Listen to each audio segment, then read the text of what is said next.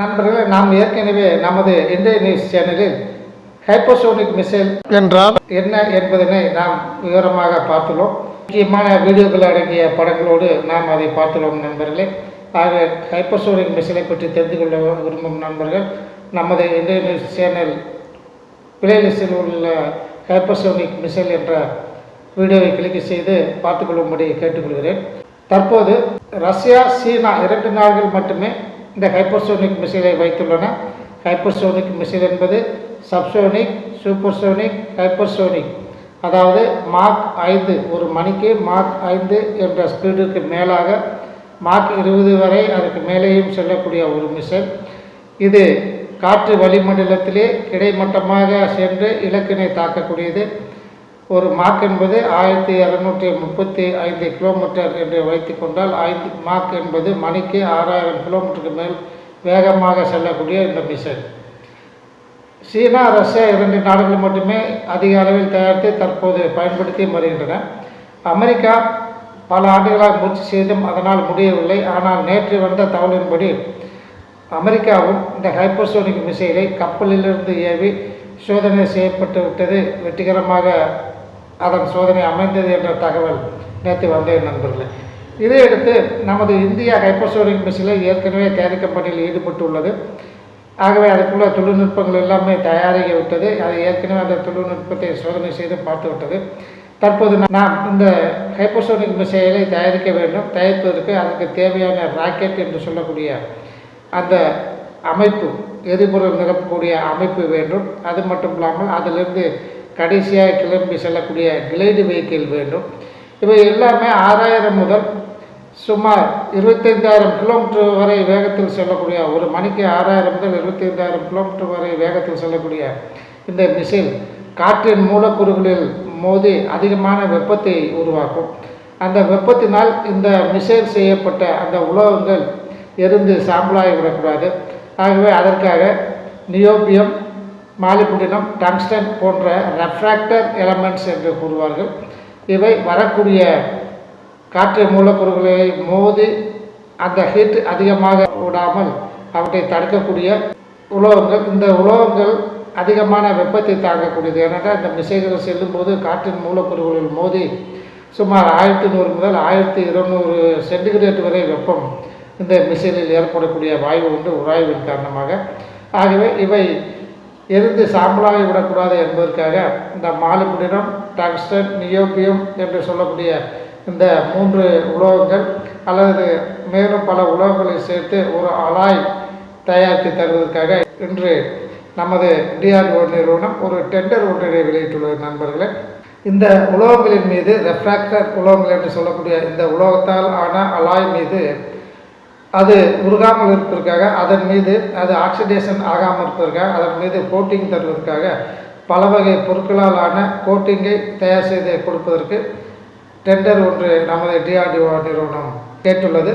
இந்த கோட்டிங்கை மேலே இந்த உலோகங்களின் மீது உலோகங்களால் இந்த ரெஃப்ராக்டர் உலோகங்களால் செய்யப்பட்ட இந்த அலாயினால் செய்யப்பட்ட அந்த மிசைல் மீது கோட்டிங் கொடுத்தவுடன் அதிகமான வெப்பத்தை தாக்கக்கூடிய ஒரு கோட்டிங்காக அது அமையும். ஆக மிக விரைவில் நாம் இனியும் ஒரு வருடத்திற்குள் நம்முடைய ஹைப்பர்சோனிக் மிசைல் மிக விரைவில் தயாரிக்கப்பட்டு விடும் என்று நாம் எதிர்பார்க்கலாம் நண்பர்களே. சப்சோனிக் மிசைல் என்பது சுமார் மாக் 1 என்ற வேகத்திற்கு குறைவாக செல்லக்கூடியதை சப்சோனிக் மிசைல் என்று கூறுகிறோம். நம் நாட்டின் நிர்பே ஏவுகணை ஒரு சப்சோனிக் ஏவுகணையாகும்.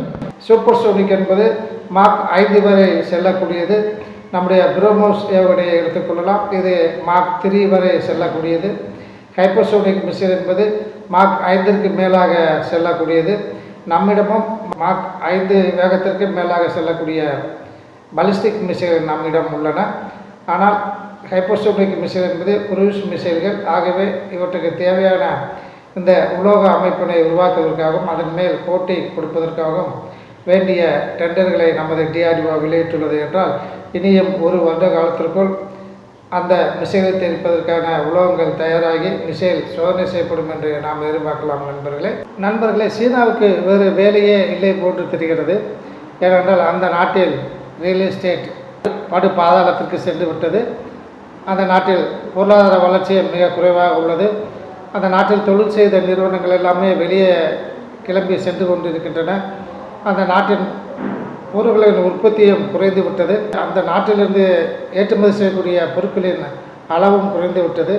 ஆகவே இவற்றையெல்லாம் சரி செய்வதை விட்டுவிட்டு இந்தியா என்ன செய்து கொண்டிருக்கிறது, தைவான் என்ன செய்து கொண்டிருக்கிறது, பிலிப்பைன்ஸ் என்ன செய்து கொண்டிருக்கிறது, ஜப்பான் என்ன செய்து கொண்டிருக்கிறது, இவர்களை எவ்வாறு நாம் தொந்தரவு செய்யலாம், இது போன்ற வேலைகளிலேயே இந்த சீன அரசும் சீனா நாடும் இந்த செயல்களில் ஈடுபட்டு வருகின்ற நண்பர்களே. அருணாச்சல பிரதேசம் நமது இந்திய நாட்டின் ஒரு பகுதி. இது 1947ஆம் ஆண்டிற்கு முன்னரிருந்து அது இந்தியாவின் ஒரு பகுதியாக இருந்து கொண்டிருக்கிறது. தற்போது நமது பிரைம் மினிஸ்டர் அவர்கள் அங்கு செலா என்று சொல்லக்கூடிய ஒரு சுரங்கப்பாதையை திறந்து வைக்க சென்றபோது அவ்வாறு இந்திய பிரதமர் அவர்கள் அருணாச்சல பிரதேசத்துக்கு வந்து செல்வது கண்டிக்கத்தக்கது. ஏனென்றால் இரு நாடுகளுக்கு இடையேயான எல்லை பிரச்சனை தீராத வரையில் அருணாச்சல பிரதேச சீனா நாட்டின் ஒரு பகுதி என்று நாங்கள் சொல்லிக் கொண்டிருக்கும் போது, அருணாச்சல பிரதேசத்தை தென் திபெத் என்று நாங்கள் சொல்லிக் கொண்டிருக்கும் போது எங்கள் நாட்டின் எல்லைக்குள் இந்தியாவின் பிரதமர் வந்து செல்வது கண்டிக்கத்தக்கது என்று சீனாவின் அதிகாரி ஒருவர் தெரிவித்திருந்தார். ஆகவே நமது இந்திய அரசைச் சேர்ந்த அமைச்சர்கள் அல்லது முக்கியமான அதிகாரிகள் யாரும் அருணாச்சல பிரதேச மாநிலத்திற்கு சென்றால் உடனே சீனா ஏற்கனவே ரெக்கார்ட் செய்து வைத்தது போன்று ஏற்கனவே டைப் செய்து வைத்ததை எடுத்து உடனே அதை அவ்வாறே வாசிப்பார்கள். இது அவர்கள் வழக்கமாகிவிட்டது. ஆகவே இந்த முறை அமெரிக்கா உள்ளே நுழைந்துள்ளது. அருணாச்சல பிரதேசம் என்பது இந்திய நாட்டிற்கு சொந்தமான ஒரு மாநிலம். ஆகவே இதில் சீனா உரிமை கொண்டாட முடியாது. சீனாவிற்கும் அருணாச்சல பிரதேசத்திற்கும் எந்த விதமான சம்பந்தமும் இல்லை. அவ்வாறு அருணாச்சல பிரதேசம் சீனாவின் ஒரு பகுதி என்றால் அவர்கள் ஏன் அருணாச்சல பிரதேசத்தை இதுவரை கைப்பற்றவில்லை? ஆகவே இது போன்ற செயல்களில் சீனா இறங்கி வருவது மிக மிக கண்டிக்கத்தக்க விஷயம் என்று அமெரிக்கா இந்தியாவிற்கு சப்போர்ட்டாக பேசியுள்ளது. ஆகவே சீனா அருகிலுள்ள நாடுகளை எல்லாம் தொந்தரவு செய்து கொண்டிருக்கிறது. தனது உள்நாட்டு பிரச்சனைகளை கவனிக்காமல் அடுத்த நாட்டு விஷயங்களில் மூக்கை நுழைப்பது தேவையற்ற செயல். என்றாவது ஒரு நாள் இந்த சைனாவை அண்டை நாடுகள் அனைத்துமே ஒன்று சேர்ந்து தாக்கும்போது தான் சீனா விடுபுதுங்கி நிற்கப் போகிறது. நண்பர்களே, நாக்பூரில் சோலா இண்டஸ்ட்ரீஸ் இந்தியா லிமிடெட் என்ற ஒரு நிறுவனம் உள்ளது. இது டிஃபென்ஸ் செக்டார் சம்பந்தப்பட்ட பொருட்களை உற்பத்தி செய்து வருகிறது. ஏற்கனவே 125 கிலோ எடையுள்ள அணுகுண்டு ஒன்றினை தயாரித்து நமது விமானப்படைக்கு வழங்கியுள்ளது.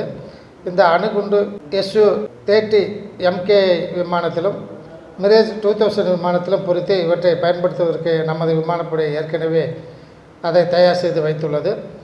தற்போது விமானப்படை 1000 கிலோ எடையுள்ள 1 டன் எடையுள்ள இந்த சோலார் இண்டஸ்ட்ரீஸ் நிறுவனம் தயாரிக்கும் குண்டுகளை வாங்குவதற்கு தயாராகி வருகிறது. ஆகவே சோலார் இண்டஸ்ட்ரீஸ் இந்தியா லிமிடெட் நிறுவனத்தினை 1 டன் எடையுள்ள இந்த அணுகுண்டினை தயாரிக்கும்படி அது வற்புறுத்தியுள்ளது. இந்த அணுகுண்டு Su-30 MKI போன்ற ஃப்ரண்ட்லைன் விமானத்திலும் மிரேஜ் 2000 விமானத்திலும் இவற்றை பயன்படுத்த முடியும் என்று கூறப்படுகிறது.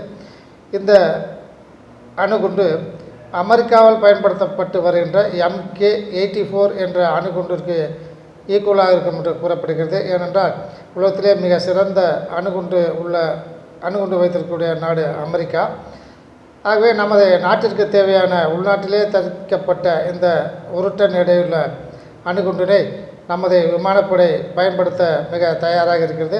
இந்த அணுகுண்டு மிக விரைவில் தயாரிக்கப்பட்டு நமது விமானப்படையின் மூலம் சோதனை செய்யப்படும் என்று தெரிகிறது. நண்பர்களே, பல வருடங்களாக சுமார் 60-70 வருடங்களாக நாம் எலெக்ஷனை நடத்துவதும் அதில் தேர்வு செய்யப்பட்ட முக்கிய தலைவர்கள் நாட்டை ஆளுவதும் இருக்கின்ற பிரச்சனையை சமாளித்து 5 வருடங்களுக்கு அந்த ஆட்சியை ஓட்டுவதும் என இவ்வாறு காலங்கள் கடந்து விட்டன. நம்ம நாட்டின் பாதுகாப்பிற்கு என எதையுமே அவர்கள் செய்ய வேண்டும் என்று நினைக்கக்கூடிய ஒரு தருணம் அவர்களுக்கு அமையவில்லை போலும். ஏனென்றால் இந்த பக்கம் ஏதாவது விமானங்கள் தயாரித்தால் அல்லது கப்பல்களை கட்டினால் அல்லது புது வகையான ஆயுதங்களை தயாரித்தால் சீனா குவித்துக்கொள்ளும், அந்த பக்கம் அமெரிக்கா குவித்துக்கொள்ளும் என நாட்டின் பாதுகாப்பிற்கு எந்த விதமான புதிய தொழில்நுட்பங்களை செய்யாமல் அமெரிக்காவிடமிருந்தும் ரஷ்யாவிடமிருந்தும் பிற நாடுகளிடமிருந்துமே நமது இராணுவத்திற்கு தேவைப்பட்ட அனைத்து வகையான ஆயுதங்களை வாங்கி கொண்டு இருந்து விட்டார்கள். கடந்த 10 ஆண்டுகளில் தான் மிக அதிகமான ஆயுதங்கள், ஆராய்ச்சிகள், அவற்றின் மூலம் புது புது இராணுவ ஆயுதங்கள் தயாரிப்பதில் நமது இந்திய அரசு மிக துரிதமாக ஈடுபட்டு வருகிறது. நண்பர்களே, 1984ஆம் ஆண்டுகளில் ஆரம்பிக்கப்பட்ட இந்த தேஜஸ் விமானம் தயாரிப்பு பணி 2021 தான் புது வகையான தேஜஸ் விமானங்களை நாம் நமது விமானப்படைக்கு பயன்படுத்தக்கூடிய ஒரு சூழ்நிலை ஏற்பட்டது.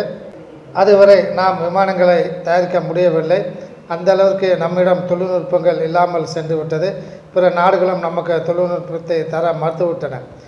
ஆகவே எவ்வகையிலும் நாம் மிக முயன்று தேஜஸ் விமானத்தை நமது உள்நாட்டு தொழில்நுட்பத்தோடு வடிவமைத்து 2021ஆம் ஆண்டு அவற்றை நாம் பயன்படுத்த ஆரம்பித்தோம். அதற்கு பின்னர் மேக் இன் இந்தியா என்ற திட்டத்தின் கீழ் இந்தியாவிலே அனைத்து வகையான பொருட்களையும் தயாரிக்க வேண்டும் என்ற நோக்கத்தில் ஈடுபட்ட நமது அரசு தற்போது இந்த விமானங்களை தயாரிப்பதிலும், கப்பல்களை கட்டுவதிலும், புது வகை ஆயுதங்களை கண்டுபிடிப்பதிலும் அனைத்துமே இந்தியாவிலேயே செய்யப்பட வேண்டும் என்ற ஒரு குறிக்கோளோடு இருந்ததன் காரணமாக நாம் தேஜஸ் மார்க் 1 என்ற விமானத்தை தற்போது பயன்படுத்தி வருகிறோம். தேஜஸ் மார்க் 1 என்ற விமானத்தை விட மிக சிறந்த மார்க் 1A என்ற விமானத்தையும், மார்க் 2 என்ற விமானத்தையும் தற்போது நாம் வடிவமைத்து தயாரிக்கும் பணியில் ஈடுபட்டுள்ளோம். நண்பர்களே, அமெரிக்காவை தவிர வேறு எந்த நாடும் ஒரே நேரத்தில் 2-3க்கு மேற்பட்ட விமானங்களை தயாரிக்கும் திட்டம் எதுவும் வைத்திருக்கவில்லை.